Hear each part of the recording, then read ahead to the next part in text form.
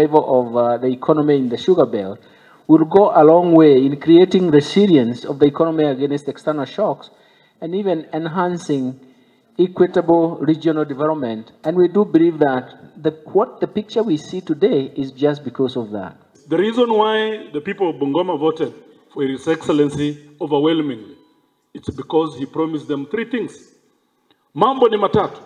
Ya kwanza, factory mpya kwa mashini ya Nzoia, ambapo alisema in 100 days akimaliza atatuletea nini? Factory. Jambo la pili, walipe farmers wa Nzoia madeni yao yote.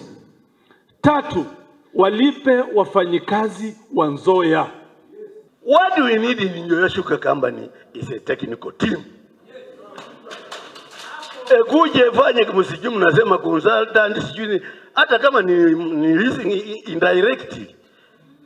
Lakini kusema sijui management what all these steps nimekugunika at Nzoia Sugar Company. It was from people who the government appointed. Mambo ya Nzoia, ukiuliza watu wanasema, especially nyinyi serikali, wanasema management. Nani ana appoint hii management? Waziri, si ni nyinyi. Sisi sasa mmetuletea board, si ni nyinyi.